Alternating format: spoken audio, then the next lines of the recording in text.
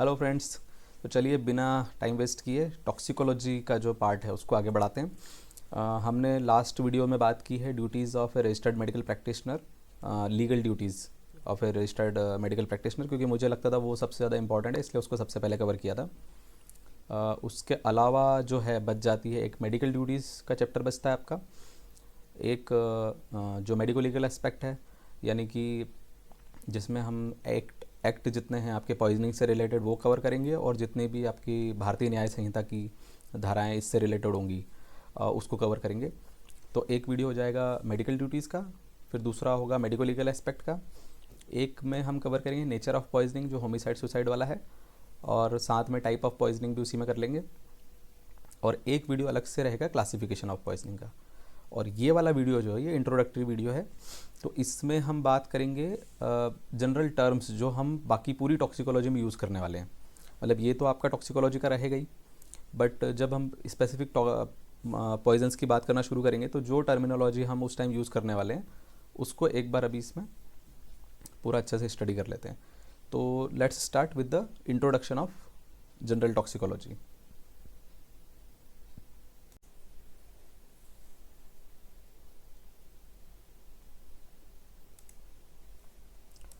तो चलो, टॉक्सिकोलॉजी में हम क्या पढ़ते हैं। टॉक्सिकोलॉजी का मतलब होता है like obviously studies of poisons. तो इसमें हम क्या स्टडी करते हैं पॉइजन का, पॉइजन्स की प्रॉपर्टीज़, उनकी एक्शन, उनकी toxicity, fatal dose, fatal period, कैसे उसका एनालाइज किया जाता है, कैसे टॉक्सिकोलॉजिकल एनालिसिस किया जाता है, और कैसे फिर उसके रिजल्ट्स को इंटरप्रेट किया जाता है, और कैसे पॉइजन्स का ट्रीटमेंट किया जाता है। This is general meaning of toxicology, है ना। इसमें बहुत ज़्यादा आपको परेशानी होने की ज़रूरत नहीं है। बात अगर आती है फॉरेंसिक टॉक्सिकोलॉजी की, तो इसमें बिल्कुल परेशानी होना है। जो फॉरेंसिक मेडिसिन की हमारी डेफिनेशन है उसी को हम एक्सटेंड करेंगे। जो हमारी फॉरेंसिक मेडिसिन की डेफिनेशन को एक्सटेंड करेंगे हम कि application of knowledge of toxicology for the purpose of law and administration of justice. वही जो सेम डेफिनेशन हम यूज़ करते हैं फॉर हमारे फॉरेंसिक मेडिसिन के लिए, उसी को हम फॉरेंसिक टॉक्सिकोलॉजी की डेफिनेशन बना देंगे। अलग से बार बार याद नहीं करना अपने को, है ना। तो ऑब्वियसली ये जो अगर फॉरेंसिक वर्ड जुड़ जाएगा उसमें, तो फॉरेंसिक टॉक्सिकोलॉजी में हम क्या करेंगे, we will deal with the medico legal aspect of poisons और like harmful effect of chemicals on human being. मतलब वही है, पॉइजन्स का क्या मेडिको लीगल एस्पेक्ट है उसको स्टडी करेंगे। तो सर मेडिको लीगल एस्पेक्ट को कैसे स्टडी किया जाता है, ऐसे स्टडी किया जाता है। एक तो पेशेंट को एग्जामिन करके, पेशेंट में आप क्या देखोगे, क्या साइन सिम्टम है, नेचर ऑफ पॉइजनिंग क्या है, नेचर ऑफ पॉइजन क्या है, और नेचर ऑफ पॉइजनिंग क्या है ना। कौन सा पॉइजन है उसको डिटेक्ट करना ताकि उसका ट्रीटमेंट किया जा सके, और ये पता लगाना कि ये होमिसाइडल लग रहा है, सुसाइडल लग रहा है, एक्सीडेंटल लग रहा है ना। इसको अलग से करेंगे डिस्कस बाद में डिटेल में, है ना। दूसरा, अगर आपके पास डेड बॉडी है तो फिर उस पोस्टमार्टम एग्जामिनेशन में हमारे पास पहला क्वेश्चन होता है कि क्या ये केस पॉइजनिंग का केस है, और अगर ये केस पॉइजनिंग का केस है तो फिर हमारे अगली ड्यूटी बन जाती है to help the investigating authority to determine that whether this case was a homicide, suicide or accidental one। ठीक है। नेक्स्ट आता है भाई आपका कि क्लिनिकल और मेडिकल टॉक्सिकोलॉजी। मतलब ये सेम ही टर्म है, क्लिनिकल टॉक्सिकोलॉजी और मेडिकल टॉक्सिकोलॉजी, इसमें कंफ्यूज नहीं होना है, सेम है। Clinical toxicology obviously it will focus on the clinical symptom, sign, है ना, और डायग्नोसिस एंड ट्रीटमेंट वो करेगी, वो हो जाएगी आपकी क्लिनिकल और मेडिकल टॉक्सिकोलॉजी। ठीक है। फिर एनालिटिकल टॉक्सिकोलॉजी क्या होती है, वो वही होती है जो हम CFSL में करते हैं, है ना। फॉरेंसिक साइंस लेबोरेटरी में हम सैंपल भेजते हैं, आपको पता है। तो वहाँ क्या होता है, डिटेक्शन, आइडेंटिफिकेशन, मेजरमेंट, है ना। वो सारा जो काम जहाँ होता है वो होती है आपकी CFSL, central forensic science laboratory, या फिर स्टेट लेवल पे होती है फॉरेंसिक साइंस लेबोरेटरीज, वहाँ पे एनालिटिकल पार्ट होता है। ठीक है। फिर what is medical and forensic toxicology, this is a newer term, ये आपको किसी बुक में नहीं मिलेगी, क्योंकि ये टर्म जो है हमने ली है एम्स रायपुर से, बोरो की है हमने। वहाँ पे HOD सर हैं डॉक्टर चावली सर, उन्होंने एक नया ये कोर्स स्टार्ट करवाया है, DM। So DM in medical and forensic toxicology. So इसमें वो क्या करते हैं, तो वहाँ के DM कैंडिडेट से मैंने बताया था, पहले भी आपको मेरी बात हुई थी, तो ही क्लियरिफाइड मी कि सर हम मैनेजमेंट पार्ट भी देखते हैं, MLR भी बनाते हैं, पोस्टमार्टम भी करते हैं, और बेसिक एनालिटिकल काम भी हम करते हैं उसके अंदर। ठीक है। तो ये हो गई आपकी मेडिकल एंड फॉरेंसिक टॉक्सिकोलॉजी। फिर एक टर्म आती है टॉक्सिनोलॉजी। टॉक्सिको का हो गया टॉक्सिनो, तो यहाँ पे ऑब्वियसली बात किसकी हो रही है, टॉक्सिन्स की बात हो रही है ना। ये क्या डील करेगा, जो माइक्रोबायोलॉजिकल प्लांट या एनिमल वेनम पॉइजन और टॉक्सिन, तो मतलब ये बायोलॉजी से रिलेटेड ज़्यादा पार्ट है इसके अंदर, टॉक्सिनोलॉजी की जब बात कर रहे हैं हम। तो क्या क्या स्टडी करेंगे इसमें, टॉक्सिन्स की केमिस्ट्री, उनका मोड ऑफ एक्शन, उनकी बायोलॉजी। खास बात जैसे कुछ याद रखने लायक है, जैसे structure and function of venom apparatus, उसको भी स्टडी करते हैं, है ना। उस वेनम और पॉइजन का कोई यूज़ हो, उनका इकोलॉजिकल रोल भी हो सकता है कुछ, तो वो सारा जो है हम इसमें स्टडी करते हैं। बेसिकली ये वो वाले पॉइजन हैं या वो वाले सब्सटेंस हैं जो लिविंग ऑर्गेनिज्म में प्रोड्यूस होते हैं, उसी के अंदर स्टोर किए जाते हैं, और वहाँ से वो उसका कुछ बायोलॉजिकल रोल होता है जिसके लिए वो ऑर्गेनिज्म उसको यूज़ करता है, तो वो हो जाता है आपका टॉक्सिनोलॉजी। ठीक है। फिर एक टर्म आती है फॉरेंसिक इंटोमोटॉक्सिकोलॉजी, तो इसको अभी अभी के लिए छोड़ रहा हूँ, इसको जब इंटोमोलॉजी पढ़ाऊँगा तब उसमें इस चीज़ को बताऊँगा कि कैसे जो आपके इंसेक्ट्स हैं उनसे रिलेटेड टॉक्सिकोलॉजी हमें फॉरेंसिक में काम आती है। ठीक है। नेक्स्ट हम ले लेते हैं इन्वायरमेंटल टॉक्सिकोलॉजी। अब ये सब कॉमन सेंस की बात है ना, इन्वायरमेंटल टॉक्सिकोलॉजी क्या है, वो आपको जनरल अवेयरनेस है। We are talking about pollution. Pollution क्या होता है, पोल्यूशन क्या होता है, कोई भी ह्यूमन एक्टिविटी के कारण से इन्वायरमेंट में कोई चेंज आता है, हार्मफुल इफेक्ट आता है, वो पोल्यूशन होता है। इसके मेन कॉज क्या है, मेन कॉज तीन ही होते हैं, या तो इंडस्ट्री में कोई केमिकल यूज़ हो रहा है, या हमारे एग्रीकल्चर में कोई पेस्टिसाइड वगैरह इंसेक्टिसाइड यूज़ हो रहे हैं, और या फिर एनर्जी प्रोडक्शन के टाइम पे। इन तीन चीज़ों से मेनली पोल्यूशन क्रिएट होता है ना। इसका एक सेंट्रल इंस्टीट्यूट भी है, Indian institute of toxicology research, ये इस पे इन्वायरमेंटल टॉक्सिकोलॉजी पे काफ़ी अच्छा काम कर रहे हैं ये लोग। उसकी डिटेल में जाना थोड़ा सा हमारे लिए वो हो जाएगा, but they are doing good. फिर आगे आपका ऑक्यूपेशनल टॉक्सिकोलॉजी। तो ऑक्यूपेशनल टॉक्सिकोलॉजी में क्या है, कोई भी केमिकल जो वर्क प्लेस पे यूज़ हो रहा हो, तो इसको मेनली दो चीज़ें याद रख लो, इंडस्ट्री में और वही एग्रीकल्चर में। तो इंडस्ट्री में क्या होगा, जो भी मैन्युफैक्चर या पैकेजिंग के केमिकल्स हैं, और उसमें जो भी केमिकल एक्सपोजर हो सकता है इंडस्ट्री में, तो उससे रिलेटेड जो बीमारियां हैं इंडस्ट्री की, जैसे सिलिकोसिस है, ब्रुसेलोसिस है, एंथ्रेकोसिस है, एस्बेस्टोसिस है, ये सब ऑक्यूपेशनल डिसीजेस में आती हैं। और दूसरा पेस्टिसाइड फर्टिलाइज़र से रिलेटेड कोई डिसीज़ हुई तो वो एग्रीकल्चर रिलेटेड में आ जाएगी। बट केमिकल्स के अलावा फिर अगेन देखो, जो ये है स्नैक बाइट है, स्कॉर्पियन बाइट है, बी या वेस्प बाइट है, ये सब क्योंकि फार्मर जो हैं वो इन चीज़ों से ज़्यादा एक्सपोज हो जाते हैं, है ना, तो वो उनके ऑक्यूपेशन से रिलेटेड ही, इसलिए वो भी ऑक्यूपेशनल डिसीज़ में आ जाएगा उनके लिए। ठीक है। और again national institute of occupational health है अहमदाबाद में, और आप कभी जाएँ, आप मतलब ज़्यादा जिसको इच्छा हो तो इनकी वेबसाइट पे देखें कि किस तरह से ये लोग इन स्पेसिफिक इन बीमारियों के ऊपर ये लोग बहुत अच्छा काम कर रहे हैं, कि कैसे इन बीमारियों के डायग्नोसिस, ट्रीटमेंट के लिए अलग अलग चीज़ें बनाना, कुछ जैसे लेड है तो लेड को डिटेक्ट करने के लिए कोई नया टेस्ट बनाना, तो उस पर ये लोग रिसर्च करते हैं और बढ़िया काम कर रहे हैं। ठीक है, चलो, तो ये हमारे हो गए ब्रांचेस के। वैसे बहुत है, अलग अलग बुक्स में आपको बहुत डिटेल मिल जाएगी, बट आई डोंट थिंक कि कोई सेंस बहुत ज़्यादा है, बहुत ज़्यादा डीप में जाने का। तो हम आ जाते हैं सीधे हमारी जो बेसिक डेफिनेशन है, उन्हीं को हम उन्हीं पे स्टिक रहते हैं थोड़ा सा, तो अच्छा रहेगा हमारे लिए। अब ये हो गया पॉइज़न। तो पॉइज़न की डेफिनेशन क्या है, पॉइज़न की डेफिनेशन है substance which when introduced in a living organism in small quantity produces ill health or disease in a very short interval on a biochemical basis. तो जितनी पॉइज़न की definition दे रखी है उनमें मुझे ये डेफिनेशन अच्छी लगी, इसलिए आपके लिए प्रेजेंट की है। इसको थोड़ा सा समझ लेते हैं कि पॉइज़न क्या होता है, क्योंकि ये हमको आगे के सारे चैप्टर्स में बहुत अच्छे से काम आने वाला है। तो देखो क्या बोला, a substance which when introduce in a living organism in small quantity. क्यों बोला स्मॉल क्वांटिटी, क्यों कारण दिया उसका, देखो जैसे डिजिटलिस है ना, ये तो थेरेपेटिक डोज में तो नहीं करता है ना, उससे ज़्यादा होगा तभी करेगा, तो फिर डिजिटलिस को क्या पॉइज़न बोल दोगे क्या, नहीं बोलेंगे। ठीक है, क्योंकि ये स्मॉल डोज में जो थेरेपेटिक क्वांटिटी है उसमें ये ड्रग की तरह काम करता है। तो जो पॉइज़न है वो कैसा होना चाहिए, ऐसा सब्सटेंस होना चाहिए जो इंट्रोड्यूस करने पे स्मॉल क्वांटिटी में ही इल हेल्थ क्रिएट करे। ठीक है, जैसे कॉमन सॉल्ट है, कॉमन सॉल्ट का फेडरल डोज कितना है, 500 ग्राम से ज़्यादा है, तो 500 ग्राम नमक खाओगे तब जाके कुछ उससे आपको नुकसान होगा, तो उसको पॉइज़न बोल सकते हैं क्या, नहीं बोल सकते। ठीक है। नेक्स्ट वेरी शॉर्ट इंटरवल, तो इंटरवल शॉर्ट होना चाहिए, अदरवाइज टोबैको हुआ या सेचुरेटेड फैट हुआ, उनके कारण से भी आपकी कोरोनरीज ख़राब होती ही हैं, तो उनसे भी डेथ होती ही है, इल हेल्थ तो क्रिएट होती है। तो इसलिए ये दूसरा जो वर्ड है इंपॉर्टेंट है कि वेरी शॉर्ट इंटरवल में होना चाहिए इफेक्ट, अदरवाइज फिर वो पॉइजन की डेफिनेशन में नहीं आ पाएगा। Third, biochemical basis. तो जो पॉइजन तभी बोलेंगे हम उस सब्सटेंस को जब वो क्या करे, स्मॉल क्वांटिटी में और वेरी शॉर्ट इंटरवल में इल हेल्थ क्रिएट करे और साथ में उसका कुछ बायोकेमिकल बेसिस हो। नहीं हो तो क्या होगा, तो फिर देखो ऐसा होगा जैसे एयर बबल है वो वेन में इंट्रोड्यूस हो गया, उसके कारण भी डेथ तो हो ही सकती है, ठीक है, पर उसका कोई बायोकेमिकल बेसिस तो है नहीं। तो अगर बायोकेमिकल बेसिस नहीं है तो फिर वो पॉइजन नहीं है। जैसे एंटी ए है, एंटी ए को आप इंजेक्ट करोगे ब्लड ग्रुप ए वाले में तो उसकी डेथ हो जाएगी, बी में करोगे तो नहीं होगी, है ना। तो फिर उसको क्या पॉइजन बोल सकते, क्या नहीं बोल सकते, ठीक है। तो ये है मेडिकल डेफिनेशन पॉइजन की, इसको थोड़ा सा अच्छे से याद करना और ये 3 वर्ड एग्जाम में ज़रूर लिखना, है ना। कौन कौन से, small quantity, very short interval और बायोकेमिकल बेसिस, ये 3 लिखे हैं तो पूरे नंबर मिल जाएंगे, ठीक है। फिर अब एक इससे रिलेटेड टर्म है, पॉइजन से रिलेटेड, वेनम।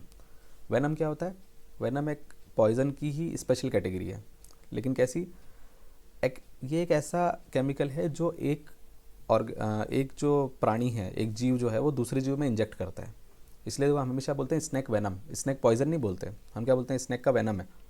क्यों, वो इनवेनोमेशन वो पॉइजन को इंजेक्ट करता है ना आपके अंदर, इनवेनोमेशन जब होता है तो हम उसको वेनम बोलते हैं, ठीक है। और जनरली ये हाई मॉलिकुलर वेट के प्रोटीनेशियस सब्सटेंस होते हैं, ठीक है। ठीक है, तो अभी देखो एक एग्जांपल और इसका देखते हैं। देखो एक ये फ़िश होती है, एक लेम्प्रे और हैग फिश होती है। इनमें क्या होता है कि अगर आपने इसको खाया, लेम्प्रे और हैग फिश को, तो टॉक्सिक सिम्टम प्रोड्यूस होते हैं। कब, जब आपको इंजेक्शन करते हो। लेकिन ये फ़िश जो है ये आपके अंदर कोई भी चीज़ इंजेक्ट नहीं करती हैं, ठीक है।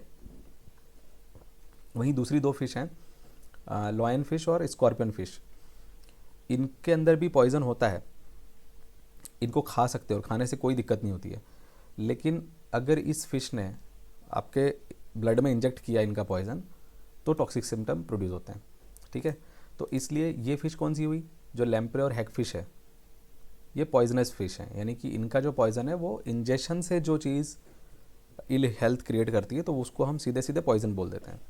लेकिन लॉयन फिश और स्कॉर्पियन फिश, जो कि जैसे मैंने कहा एक प्राणी दूसरे में इंजेक्ट करता है, तो इनवेनोमेशन जब हुआ तो वो वेनम हो गया, तो इन फिशेस को बोलते हैं वेनमस फिश, ठीक है। ओके, फिर एक टर्म और है इसी की, टॉक्सिन। इसी टर्म में पॉइजन हो गया हमारा, वेनम हो गया, तीसरा टॉक्सिन। टॉक्सिन वर्ड कब यूज़ करते हैं, ये जनरली स्मॉल मॉलिक्यूल होते हैं, पेप्टाइड या प्रोटीन्स, है ना। ये लेस कॉम्प्लेक्स होते हैं वेनम से, और जैसा जहाँ पे से प्रोड्यूस होगा वैसा उसका नाम हो जाएगा। जैसे अलगा से आ रहा है तो फाइकोटॉक्सिन हो गया, एनिमल से आ गया तो जू टॉक्सिन हो गया, जैसे बी स्टिंग से होता है। बैक्टीरियल टॉक्सिन, बोtulinum टॉक्सिन बहुत फेमस है, बीटी टॉक्सिन। फिर फंगी से आएगा तो माइकोटॉक्सिन हो जाएगा, और प्लांट से आएगा तो फाइटोटॉक्सिन हो जाएगा, ठीक है।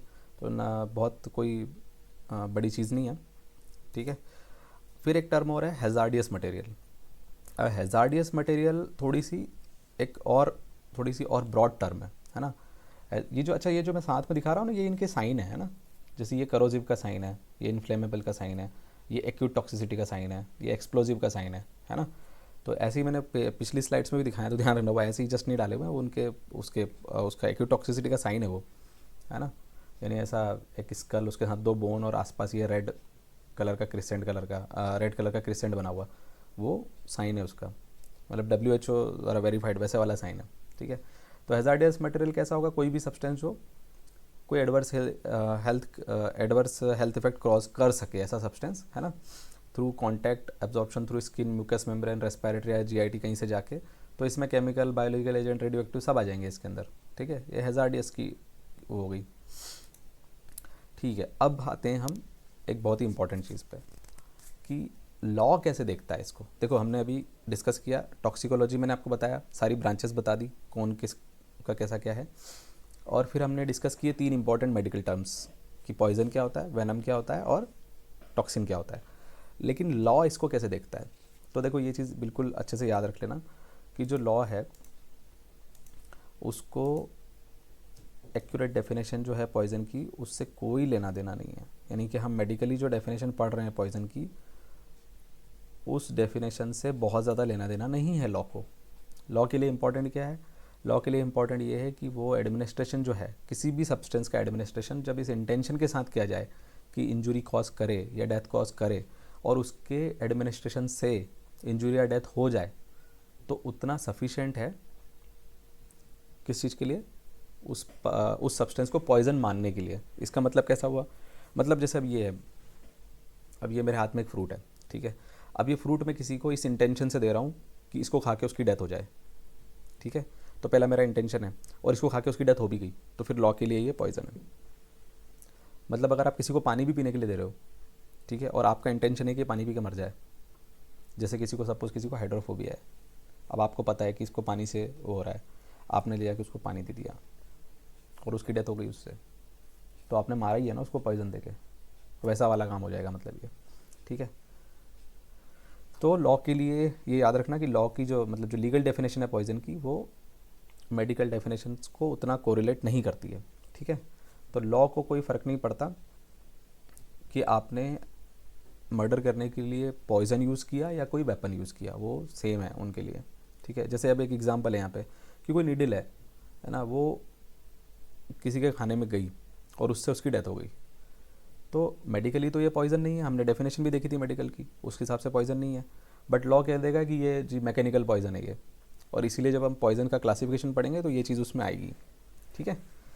चलो फिर अब हम आते हैं थोड़ी सी और कुछ टर्म्स के ऊपर जो हमें काम आने वाली है आगे जब हम पॉइजन्स को पढ़ेंगे।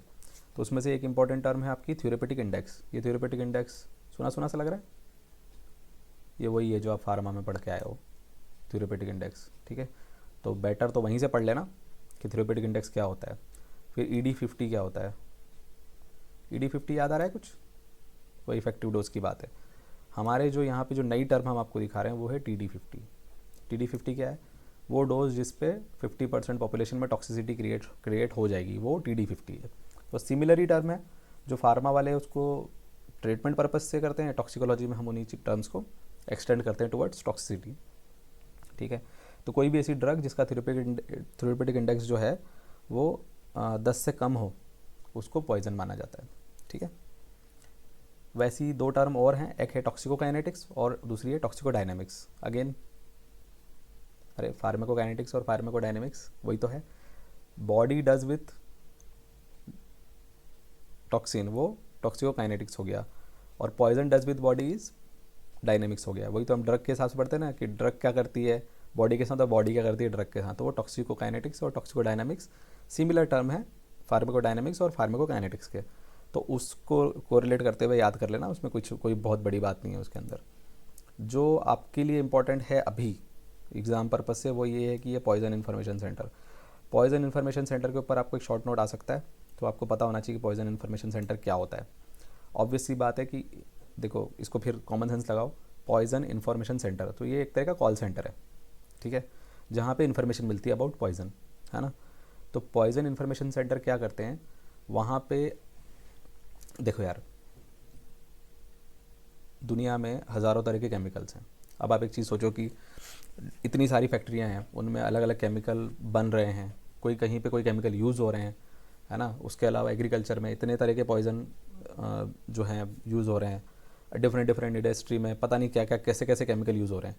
तो it is not possible for एक जनरल मेडिकल प्रैक्टिशनर कि वो सारे पॉइजन्स का तो ट्रीटमेंट और सारा कुछ याद करके बैठे, वो तो पॉसिबल ही नहीं है, ह्यूमनली इट्स इम्पॉसिबल। तो उसका सॉल्यूशन है ये पॉइजन इन्फॉर्मेशन सेंटर। इसमें क्या किया, कोई भी डॉक्टर फ़ोन कॉल करके और वहाँ से इन्फॉर्मेशन ले सकता है, उसको वहाँ पे बताना होता है कि भाई मेरे सामने क्या क्या कंडीशन है, किस तरह का पेशेंट आया है, और वो लोग जो उनके पास अवेलेबल इन्फॉर्मेशन है, क्योंकि उनका यही काम होता है, तो वो आपको पूरी इन्फॉर्मेशन प्रोवाइड करेंगे उसकी कि उसको डायग्नोस करने में भी हेल्प करते हैं, उसके बाद उसका क्या पॉसिबल ट्रीटमेंट है उसमें भी हेल्प करते हैं। तो जैसे इसका आपका जो नेशनल पॉइजन इन्फॉर्मेशन सेंटर है हमारा, वो department of pharmacology AIIMS new Delhi में है, ठीक है। और इसके रीजनल सेंटर हैं चेन्नई और कोचीन में, और अभी एम्स भोपाल का भी मैंने देखा था, AIIMS Bhopal has also, I think वहाँ पे फॉरेंसिक वालों ने ही स्टार्ट किया है, तो AIIMS Bhopal has also started this poison information centre at their place. तो इसको शॉर्ट नोट के हिसाब से दिमाग में रखना, ये आएगा आपको काम आएगा ये। और कुछ टर्म्स हैं, ये भी फार्मा की टर्म है आपकी। फीटल डोज क्या होता है, फेटल डोज क्या होता है, वही होता है जो लीथल डोज होता है, उसी को LD50 बोलते हैं।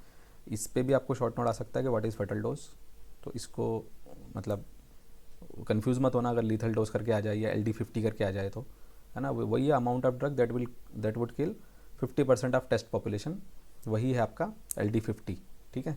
मिनिमम फेटल डोज या मिनिमम लीथल डोज कितना है, स्मॉलेस्ट डोज जिससे कि एक हेल्दी पर्सन की डेथ हो जाए, वो मिनिमम फेटल डोज है। और फेटल पीरियड क्या है, टाइम पीरियड, जितने टाइम में डेथ हो जाती है वो फेटल पीरियड है, ठीक है, नॉट अ बिग डील। ये जो टर्म्स हैं ये हमको ज़्यादा काम आने वाली हैं जब हम पॉइजन्स पढ़ेंगे डिटेल में। तो अलग अलग पॉइजन का इसका फेटल डोज कितना, फेटल पीरियड कितना, फेटल डोज कितना, फेटल पीरियड कितना, ये बार बार चीज़ आने वाली है, तो वहाँ के लिए ध्यान रखना, ठीक है। एक और अगला एस्पेक्ट है प्रिवेंशन का जनरल टॉक्सिकोलॉजी में, कि भाई पॉइजनिंग का प्रिवेंशन प्रोग्राम कैसे चलता है। तो ये थोड़ा, वैसे तो आप PSM में जाओगे तो PSM वाले भी आपको पढ़ाएंगे, और है कुछ नहीं, फिर अगेन मैं जैसे कहता हूँ बार बार, कॉमन सेंस टाइप की चीज़ है, एक जनरल अवेयरनेस टाइप की, उसको आप पढ़ोगे तो भी आपको समझ में आ जाएगा कि क्या है ये, है ना। तो जो भी है, देखो जो भी ड्रग है, टॉक्सिक सब्सटेंस है, हाउस होल्ड पॉइजन्स हैं, पेस्टिसाइड हैं, उनको लॉक कैबिनेट्स में रखना चाहिए, है ना, खाने से दूर रखना चाहिए, अपने ओरिजिनल कंटेनर में ही रखना चाहिए, है ना, कैप्स और टॉप्स जो है बॉटल के प्रॉपरली क्लोज रखना चाहिए, ड्रग के लेबल जो हैं वो यूज़ करने के पहले ड्रग का लेबल पढ़ लेना चाहिए, है ना, अंधेरे में किसी को दवाई नहीं देना चाहिए, देख के देना चाहिए, ठीक है, और उनको डिस्पोज ऑफ करना चाहिए। ये सब कॉमन सेंस की बातें हैं, इसमें कुछ ऐसा बहुत एक्स्ट्रॉर्डनरी नहीं है, ठीक है। बच्चे हैं तो बच्चों की पहुंच से दूर रखना चाहिए, ऑब्वियस सी बात है ना। कोई भी डब्बा ऐसा नहीं होना चाहिए जिसको बच्चे खोल लें और उसमें से दवाई निकाल लें, है ना, ये चीज़ें हैं। और कुकिंग गैस है तो जहाँ कुकिंग गैस यूज़ हो रही है वहाँ पे एडिक्वेट वेंटिलेशन होना चाहिए। फिर कोई सुसाइडल टेंडेंसी वाला पर्सन है तो उसको हमें ध्यान रखना चाहिए कि ऐसी दवाइयाँ, ऐसे केमिकल उसके आसपास ना हो जिनको वो, जब उसको अर्ग हो सुसाइड करने की तो उसको इजीली सामने दिख रहा हो, उसको यूज़ कर ले, है ना। अब देखो वैसे यहाँ पे एक इंपॉर्टेंट पॉइंट आता है कि है तो चीज़ें सारी कॉमन सेंस की, पर क्या हम ये केसेस नहीं देखते। एक्सीडेंटल पॉइजनिंग बच्चों में बहुत कॉमन है। तो ये जो चीज़ें हम जो बोल रहे हैं जैसे बिल्कुल मजाक में देखने वाली चीज़ें हैं कि भाई बच्चों से दूर रखना चाहिए दवाइयाँ और ये सब, ये होते हैं केस होते हैं, आते हैं हमारे पास में, है ना, करें हमने पोस्टमार्टम भी किए हैं। फिर तुम्हारे ये जो कुकिंग गैस वाला है तो रोज़ का काम है, हर तीसरे चौथे दिन एक पेशेंट आ जाता है जिसको कुकिंग गैस के बस्ट होने से उसको जो है कि क्या हुआ जी, LPG ब्लास्ट हो गया, बस। तो बहुत कॉमन ही है, एडिक्वेट वेंटिलेशन नहीं होता, गैस वहीं हो जाती है, ब्लास्ट हो जाता है। फिर आपके ये जो हैं अपने सुसाइडल टेंडेंसी वाले लोग जो हैं उनको जहाँ मिला वो कर ही लेते हैं, फिर उसके भी केस आते हैं हमारे पास। फिर फैक्ट्री एक्सीडेंट के केसेस आते हैं, मैंने ऐसे केस किए हुए हैं जहाँ पे फैक्ट्री के 3-4 लोग एक साथ, सबके ऊपर वो सारा गिर गया है केमिकल और वो पूरी तरह से 100% बर्न हो चुके हैं वो, मतलब ठीक है वो और भी बुरा है कि वो इमरजेंसी में ज़िंदा आए हैं, मतलब तब तक ज़िंदा थे वो, और फिर उसके बाद ऑब्वियसली इतना बर्न होने के बाद उनके बचने के कोई चांसेस तो थे नहीं। सो फैक्ट्री वर्कर्स को they should be properly educated about कि वो किस तरह के केमिकल्स के साथ डील कर रहे हैं। फिर उसके बाद में उनको सेफ्टी इक्विपमेंट प्रोवाइड किए जाने चाहिए, और उनको सेफ्टी इक्विपमेंट वो यूज़ कर रहे हैं नहीं कर रहे हैं उसका भी ध्यान रखना चाहिए। जो फैक्ट्री ऑनर्स हैं, जो भी वहाँ पे मैनेजरल कैपेसिटी में लोग हैं उन्होंने, है ना। केमिकल फैक्ट्री है तो एयर पोल्यूशन का ध्यान रखना चाहिए। अभी कितनी सामान्य सी बात है कि केमिकल फैक्ट्री एयर पोल्यूशन का ध्यान रखना चाहिए। भोपाल की स्ट्रेटेजी क्या थी, हुआ क्या था वहाँ पर, यही तो हो रहा था, MIC लीक हुई, तो मिक क्या पहली बार लीक हुई थी क्या वहाँ पे? आप उसको जब डिटेल में उसको पढ़ोगे तो आपको पता चलेगा कि वो तो उनका होती रहती थी लीक, GS, तो उस दिन ज़्यादा लीक हो गया, है ना। तो चीज़ें बहुत ही कॉमन सेंस की और छोटी छोटी चीज़ें हैं, पर इनसे जुड़े हुए केसेस हम देखते हैं और डिज़ास्टर भी होते हुए देखे हैं। अच्छा, अब थोड़ा सा एक हिस्ट्री देख लें, इसी में कवर कर लेते हैं। तो हिस्टोरिकल एस्पेक्ट पे ले चलता हूँ आपको। तो देखो ये थोड़ा इंटरेस्टिंग है ना, कि अगर आप पॉइज़न की हिस्ट्री में जाते हो बहुत डीप में, तो आप एकदम शुरू में जाओगे तो आपको पता है, एक कहानी मिलेगी आपको हमारे इसमें कि भगवान ब्रह्मा जो हैं उन्होंने क्रिएट किया था पॉइज़न सबसे पहले। उनको ये कोई असुर था कैटब नाम का, उसको किल करने के लिए उन्होंने पॉइज़न बनाया था, ऐसा उसमें आता है शास्त्रों में। और उसको जब उन्होंने मार दिया, ऑब्वियसली भगवान ब्रह्मा है, उन्होंने पॉइज़न बनाया और पॉइज़न से कैटब को मार दिया।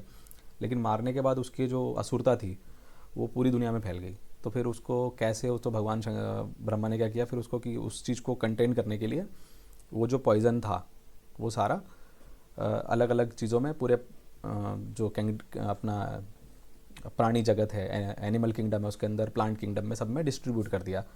तो इस तरह से वहाँ पे क्लासिफिकेशन दिया हुआ है। बड़ी मतलब बड़ी मज़ेदार बात है नहीं कि वहाँ पे वो शास्त्रों में क्लासिफिकेशन दिया हुआ है बाकायदा कि पॉइजन का, कि पॉइजन ब्रह्मा जी ने बनाया और फिर उसको कैसे डिस्ट्रीब्यूट कर दिया। तो डिस्ट्रीब्यूट किया वेजिटेबल्स में, एनिमल में और मिनरल्स में। और ये क्लासिफिकेशन में हम पढ़ेंगे सिमिलर टाइप ऑफ क्लासिफिकेशन, ठीक है। और ये तो ठीक है, उसमें ये भी लिखा है कि उन्होंने उसके एंटीडोट भी बनाया फिर, ठीक है। तो है इंटरेस्टिंग है चीज़ें। फिर एक जब हम महाभारत का देखते हैं तो महाभारत काल में फिर एक जो हमारे सप्तऋषि, उनमें से महर्षि कश्यप जो है उनका नाम आता है। तो उनका नाम आता है स्पेसिफिकली इस चीज़ के लिए कि वो स्नेक बाइट का क्योर आता था उनको। तो इसकी महाराज परीक्षित वाली कहानी है कि तक्षक नाग उनको काटने वाला था, और उसमें महर्षि कश्यप का जिक्र आता है वहाँ पे कि कैसे वो तक्षक नाग जो है और महर्षि कश्यप का आमना सामना होता है, और तक्षक एक पेड़ को काट देता है और पूरा पेड़ भस्म हो जाता है उसके जहर से, इतना खतरनाक जहर होता है उसका। और महर्षि कश्यप जो है वो अपने जो उनका नॉलेज था उससे उस पेड़ को वापस ज़िंदा कर देते हैं। So that kind of things जो हैं। अब इसको आप ये कहो कि सर ये चमत्कारी कहानियाँ हमें क्यों सुना रहे हो, ये चमत्कारी कहानियाँ नहीं सुना रहा हूँ, इसको आप देखो साइंस की दृष्टि से कि कहानियाँ जो है ना, जैसे बोलते हैं साहित्य समाज का दर्पण होता है। तो अगर ये चीज़ कहानियों में है तो हमारे जो एंसेस्टर्स हैं उनको मतलब नॉलेज था, ठीक है। जो मैसेज मैं आपको देना चाहता हूँ वो ये है कि अगर ये चीज़ कहानियों में है तो कोई चीज़ कहानियों में ऐसे ही नहीं आ सकती, उसका कुछ तो बेसिस होगा उसका, ठीक है। तो यह बिना आग लगे धुआं नहीं होता। तो अगर ये हम सुन रहे हैं कहानियों के फॉर्म में ही भले ही सुन रहे हैं तो डेफिनेटली कुछ तो नॉलेज उनको रहा होगा, तभी तो वो ये बातें कर रहे हैं, अदरवाइज़ बात ही नहीं करते इस बारे में, ठीक है। फिर अथर्ववेद में जो 1500 BC के अबाउट का उसका टाइम तो मानते हैं, साइंटिस्ट भी मानते हैं, वहाँ पे डिटेल डिस्क्रिप्शन है पॉइजन्स का, उसमें सिम्टम्स भी दिए हुए हैं पॉइजन के, एंटीडोट भी दिए हुए हैं। तो मतलब इतने पुराने ज़माने में लोगों को नॉलेज था इसका, ठीक है। फिर उसके बाद सुश्रुत संहिता में भी डिस्क्रिप्शन आता है पूरा इनका, डिफरेंट डिफरेंट टाइप के पॉइजन्स का, उनको कैसे यूज़ करना है ना। इवन मतलब जैसे है ना कि ज्वेलरी में, बेड में, उसमें कैसे उसको आँख में डालना है पॉइजन्स को, वो सब भी उसमें डिस्क्रिप्शन दिया हुआ है। कौटिल्य अर्थशास्त्र में जो अबाउट 300 BC के अबाउट की बात है, उसमें भी पूरा, उसमें तो बिल्कुल प्रोफेशनल पॉइजनर्स का भी डिस्क्रिप्शन है कि ऐसे लोग होते थे जिनको पॉइजन्स का इतना प्रोफेशनल नॉलेज होता था कि कैसे होमिसाइडली उसको यूज़ करना है पॉइजन को, किसी को पॉइजन देना है तो कैसे देना है, कि कड़वा पॉइजन है तो किस में छिपाना है उसको, कैसे खिलाना है, मतलब है ना, वो सारी चीज़ें भी दी हुई हैं। तो उसको ऑफेंस और डिफेंस में कैसे यूज़ करते हैं इसका वहाँ पे ये तो बिल्कुल हिस्ट्री का पार्ट है कि जो बिंदुसार है, यानी कि जो चंद्रगुप्त का बेटा था बिंदुसार, बिंदुसार का जब जन्म हुआ तो उसमें यही आता है ना कि चाणक्य जो है वो चंद्रगुप्त को थोड़ा थोड़ा सा पॉइजन देते थे जिससे उसके अंदर डिफेंस क्रिएट हो जाए। तो खाने में उसके पॉइजन होता था, उसको पता नहीं होता था। तो वहाँ पे ये नियम था कि सिर्फ चंद्रगुप्त ही अपना खाना खुद ही खाएगा, उसके खाने में कोई और नहीं खाएगा उसका खाना। उस दिन उसने अपनी रानी के साथ शेयर कर लिया, और रानी प्रेग्नेंट थी, रानी ने खाना खाया and she was about to die. तो बिंदुसार जो है उसको तुरंत एक इमरजेंसी सिजेरियन करके और बिंदुसार का जन्म किया गया था। तो ऐसी स्टोरीज़ हैं, ठीक है। फिर उसके बाद में एक आपके फेमस हिपोक्रेट भाई साहब, उनका नाम आ गया जिनका आप वेट कर रहे थे, हिपोक्रेट, है ना। तो ग्रीक मेडिसिन में पॉइजन्स का जिक्र आता है तो हिपोक्रेट का नाम आता है, उनको काफ़ी नॉलेज था पॉइजन्स का, उन्होंने डिस्क्रिप्शन किया हुआ है। उसके बाद थियोफ्रेस्टस का नाम आता है, उनकी एक बुक है हिस्टोरिया प्लेंटेरम जिसमें पॉइजनस प्लांट का पूरा जिक्र है। तो उस टाइम पे भी मतलब उनको भी नॉलेज था इसका। फिर उसके बाद में एक वापस हमारे यहाँ पे एक आता है भोज प्रबंध। तो भोज प्रबंध की खास बात यह है कि भोज प्रबंध में, यू वोंट बिलीव इट, कि भोज प्रबंध में एक चीज़ का वर्णन है जिसको उन्होंने कहा है सम्मोहिनी, और वो बोले सम्मोहिनी का यूज़ करते थे इस मेडिसिन का सर्जिकल ऑपरेशंस के पहले। वो don't you think they are talking about anaesthesia भाई।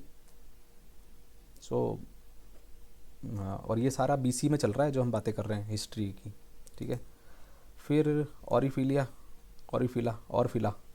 तो ऑरफिला जो है ये इनकी भी बुक है ट्रिटीज़ पॉइजन की। इन्होंने काफ़ी सिस्टमेटिक, इनका जो मेन कंट्रीब्यूशन जो है वो ये है कि इन्होंने पहली बार ये बताया कि केमिकल एनालिसिस जो है वो ज़रूरी है लीगली प्रूव करने के लिए इंटॉक्सिकेशन को, ठीक है। इन्होंने काफ़ी इम्प्रूवमेंट किया पॉइजन के ऊपर, काफ़ी काम किया, और इसीलिए मॉडर्न टॉक्सिकोलॉजी के जनक भी कहते हैं इनको, ठीक है। चलो तो हिस्ट्री इतनी बहुत है। चलो तो ये हो गई आपकी डेफिनेशंस हो गई, इंपॉर्टेंट डेफिनेशन जो आपको आगे काम आने वाली हैं।